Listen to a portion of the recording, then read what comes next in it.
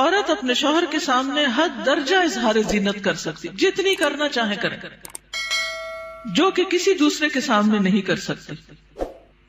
یا اپنے باپوں کے لیے. باپوں میں کون کون آتا ہے؟ باپ، دادا، پردادا، نانا، پرنانا، اوپر تک آبا و اجداد جو بھی ہوں. رسول اللہ صلی اللہ علیہ وسلم نے ایک نیک عورت کے بارے میں فرمایا، بہترین عورت وہ ہے کہ جب تم اسے دیکھو تو تمہیں خوش کر دے. تو شوہر کس طرح خوش ہوگا جب آپ اچھے کپڑے پہنیں گے، اچھا لباس کے ساتھ اچھا زیب و زینت، زیور، میک اپ وغیرہ میں ہوں گے.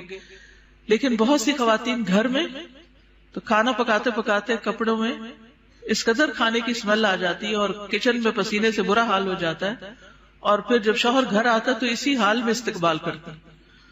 اور پھر جب شوہر کو کھانا وغیرہ دے کے فارغ ہو کے جب اپنی سہیلی یا بازار جانا ہوتا ہے تو نہا دھو کے میک اپ وغیرہ کر کے نکل جاتی ہے، کیونکہ اب شوہر آ گیا گھر میں، وہ بچے سنبھالے گا، ہم ذرا آؤٹنگ پہ جائیں. تو یہ بالکل الٹ ہے اس حکم کے جو ہمیں دیا گیا. فرمایا بہترین عورت وہ ہے کہ جب تم اسے دیکھو تو تمہیں خوش کر دے، جب تم اسے کوئی حکم دو تو تمہاری اطاعت کرے، اور تمہاری غیر موجودگی میں اپنے نفس اور تمہارے مال کی حفاظت کرے. یا اپنے شوہروں کے باپ کے لیے. شوہر کا باپ جیسے سسر، شوہر کا نانا، شوہر کا دادا، شوہر کا پرنانا، شوہر کا پردادا، اوپر تک آبا و اجداد. یا اپنے بیٹوں کے لیے. بیٹوں میں بیٹے، پوتے، پڑپوتے، نواسے، پڑنواسے، نیچے تک سب آ جاتے ہیں. یا اپنے شوہروں کے بیٹوں کے لیے. شوہر کے پوتے، شوہر کے نواسے، نیچے تک، یعنی ستیلے بیٹے بھی. اس میں شوہر کے بیٹے اور ان کے آگے بچوں کے بچے بھی سب آ جاتے ہیں. یا اپنے بھائیوں کے لیے. سگے بھائی، ستیلے بھائی، رضائی بھائی، تینوں اس میں شامل ہیں. یا اپنے بھائیوں کے بیٹوں کے لیے. سگے بھائیوں کی اولاد، ستیلے بھائیوں کی اولاد، رضائی بھائیوں کی اولاد، یعنی بھتیجے، بھتیجوں کے بیٹے، پوتے وغیرہ. یا اپنی بہنوں کے بیٹوں کے لیے. سگی بہنوں کی اولاد، ستیلی بہنوں کی اولاد، رضائی بہنوں کی اولاد، یعنی بھانجے، بھانجوں کے بیٹے، پوتے وغیرہ. یا اپنی عورتوں کے لیے. قابل اعتماد اور باکردار عورتیں. نبی کریم صلی اللہ علیہ وسلم نے فرمایا، لا تباشر المرأة المرأة، پہلی طاقت پیش ہے، ٹھیک کر لیجئے. لا تباشر المرأة المرأة فتنعتها لزوجها كأنه ينظر إليها. کوئی عورت کسی عورت کے جسم کے ساتھ جسم نہ لگائے. بعض اوقات لوگ حق کر رہی ہوتی ہیں لڑکیاں ایک دوسرے کو تو اتنا زیادہ چپک جاتی ہیں ایک دوسرے سے، یہ بھی درست نہیں. اور پھر اس طرح بھی کہ وہ اپنے شوہر سے اس کا حلیہ بیان کرے، یعنی جس طرح وہ فیل کرے اس عورت کو، پھر گھر جا کے اپنے میاں کو اس کی ساری تعریف کر کے بتائے کہ گویا وہ اسے دیکھ رہا ہے. یا تمہارے دائیں ہاتھ جن کے مالک ہوئے. لوڈیاں اور غلام مراد ہیں یہاں، لیکن جو گھریلو ملازمین ہیں یہ لوڈی غلام میں شامل نہیں ہوتے، ان سے احتیاط برتنی چاہیے. گھریلو مرد ملازمین کے ساتھ گفتگو میں محتاط رویہ اختیار کریں، جیسے ڈرائیور ہو، چوکیدار ہو، ان کے ساتھ بہت ہنس ہنس کے بات کرنے کی ضرورت نہیں. مذکورہ والا تمام رشتوں کے سامنے زینت کا اظہار کرتے ہوئے ان کے مقام اور احترام کو پیش رکھیں. جوان بچوں کے سامنے سینہ اور گریبان کھولنے میں احتیاط برتیں، یعنی ان میں سے جو بھائی جوان ہیں یا بیٹے جوان ہیں یا پوتے وغیرہ، تو ان کے سامنے اپنے سینے کو بہت نمایاں نہ کریں، اور اسی طرح اپنے سطر کو چھپا کر رکھیں. سیدنا انس بیان کرتے ہیں کہ نبی کریم صلی اللہ علیہ وسلم فاطمہ رضی اللہ تعالی عنہا کے لیے غلام لائے جو آپ نے ان کو ہبہ کر دیا. انس رضی اللہ عنہ نے کہا کہ فاطمہ پر اس وقت ایسا کپڑا تھا جب وہ اسے اپنے سر پر اوڑھتی تو ان کے پاؤں تک نہ پہنچتا، جب وہ اسے اپنے پاؤں چھپاتی تو سر پر نہ رہتا. یاد رکھیے وہ پاؤں بھی چھپا رہی تھی. جبکہ نبی کریم صلی اللہ علیہ وسلم نے ان کی یہ الجھن دیکھی تو فرمایا، بے شک تمہارے لیے کوئی حرج نہیں، تمہارے سامنے صرف تمہارے والد اور تمہارا غلام ہے. اس غلام کا نام عبداللہ بن مسعدہ تھا. یہ فزاری تھے، سخت سیاہ فام. سیدہ فاطمہ نے انہیں پرورش کر کے آزاد کر دیا تھا رضی اللہ تعالی عنہا.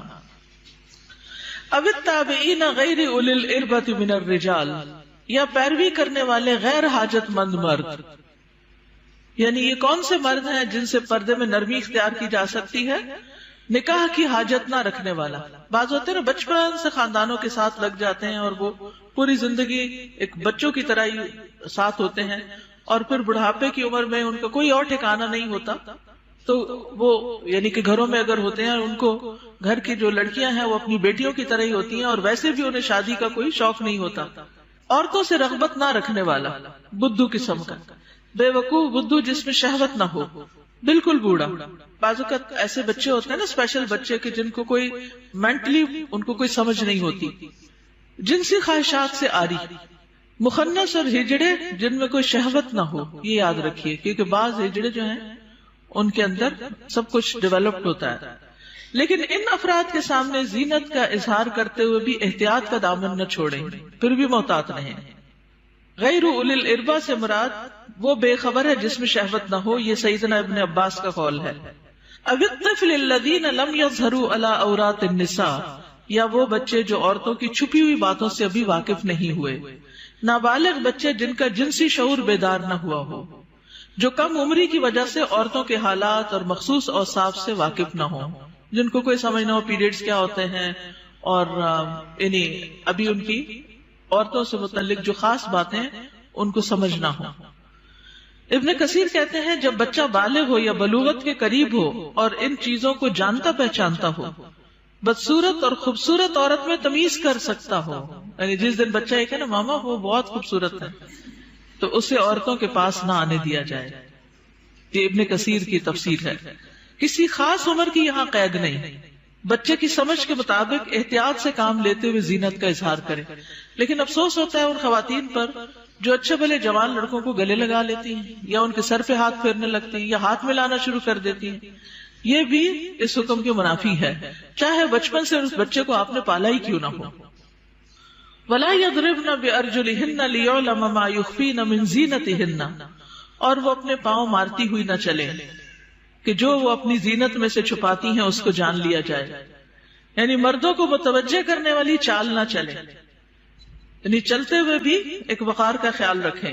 جھنکار والی پازیب نہ پہنے، یعنی پاؤں کا زیور ایسا کہ جو چن چن کرے اور بازار میں دوسروں کو متوجہ کرے، وہ نہیں پہنے. باہر گھر میں پہن سکتے. آواز پیدا کرنے والا جوتا استعمال نہ کرے، یعنی جیسے بہت ہائی ہیل پہن کے پھر وہ ٹک ٹک ٹک سے سب متوجہ ہو جاتے ہیں، اس سے بھی بچیں. تیز خوشبو استعمال نہ کریں.